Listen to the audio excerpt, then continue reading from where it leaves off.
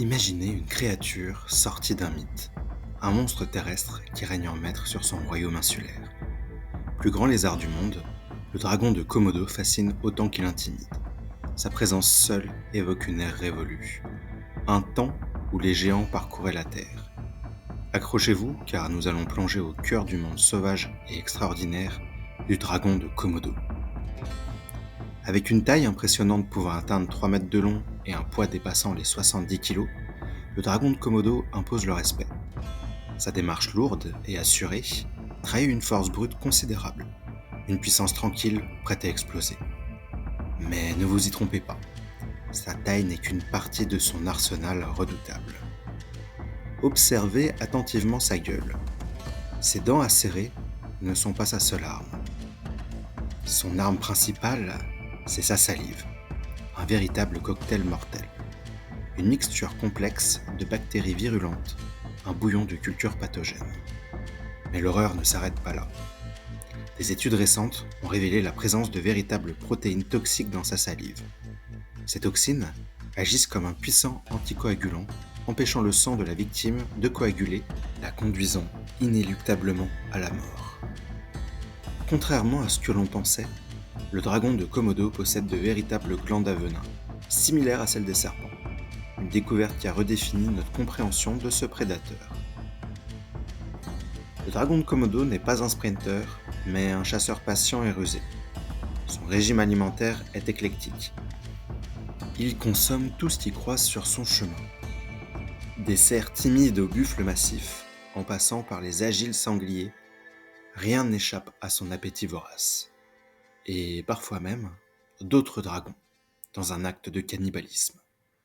Sa stratégie de chasse repose souvent sur l'embuscade. Il se dissimule dans la végétation dense, attendant patiemment le passage d'une proie imprudente.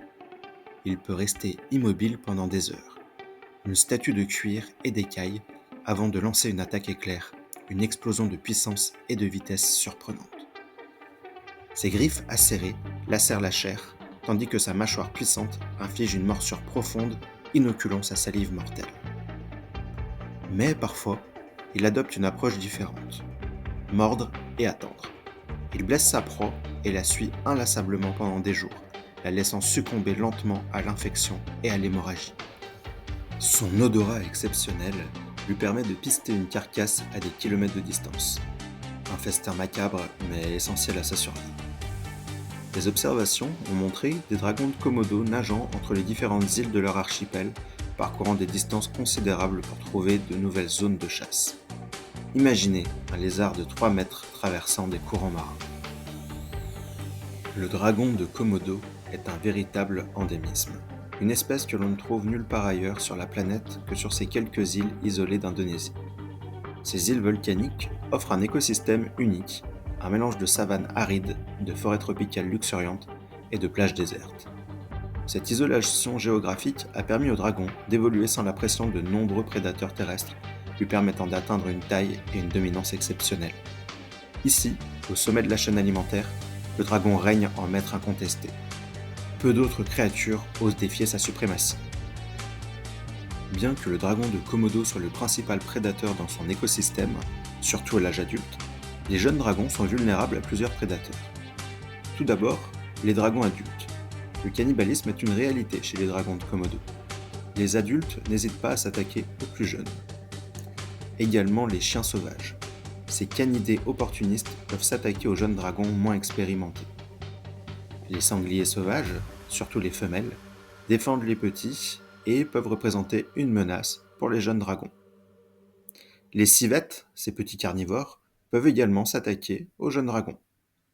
Enfin, certains grands serpents peuvent représenter des prédateurs pour les jeunes dragons. Une fois adultes, les dragons de Komodo n'ont pratiquement pas de prédateurs naturels en dehors des humains. Leur taille, leur force, leur venin et leur peau épaisse les rendent redoutables. Les affrontements entre adultes ont lieu principalement pour la dominance territoriale ou l'accouplement, mais rarement comme une relation prédateur-proie. Il est important de noter que l'humain est la principale menace pour la survie à long terme du dragon de Komodo à travers la perte d'habitat, le braconnage et les conflits.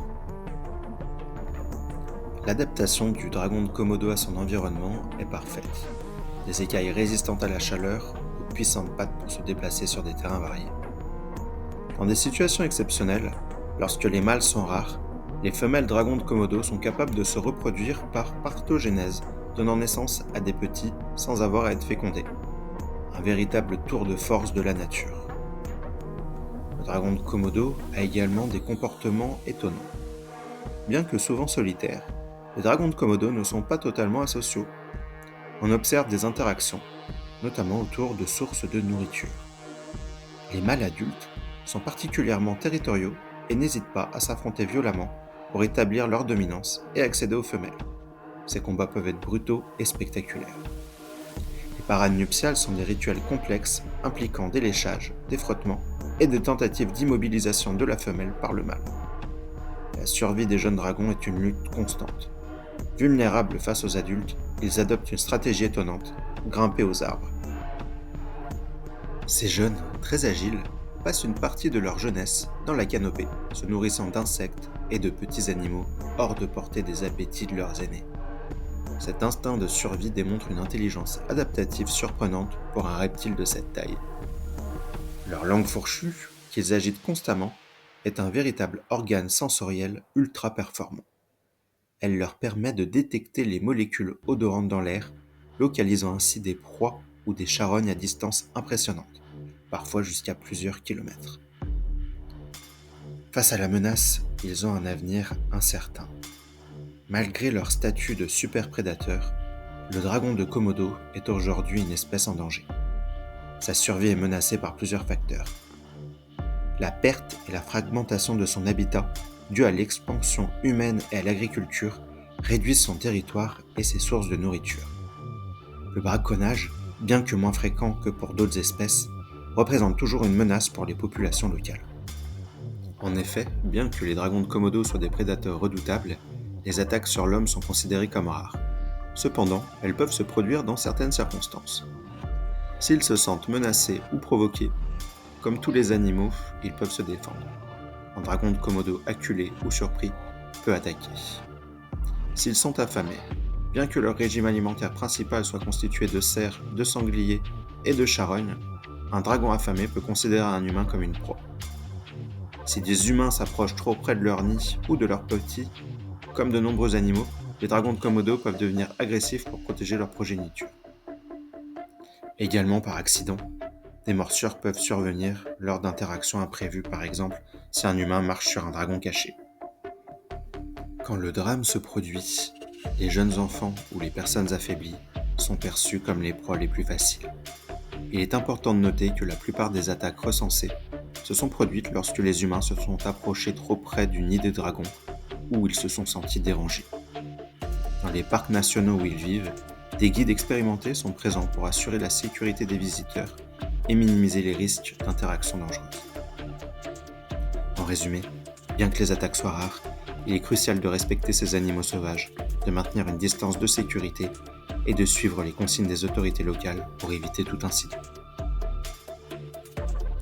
On arrive déjà à la fin de notre vidéo. Le dragon de Komodo, c'est un héritage vivant d'un monde sauvage et fascinant. Un prédateur hors du commun, aux adaptations uniques et aux comportements surprenants. Protéger cette espèce, c'est préserver une partie de notre histoire naturelle, un témoignage de la puissance et de la diversité de la vie sur Terre. Continuons à nous émerveiller devant sa majesté et à soutenir les actions nécessaires à sa sauvegarde. Si tu as aimé la vidéo, n'hésite pas à mettre un commentaire pour préciser ce que tu as aimé ou au contraire ce que tu aurais aimé savoir sur le dragon de Komodo. N'hésite pas également à t'abonner, à mettre un like et je vous dis à très bientôt.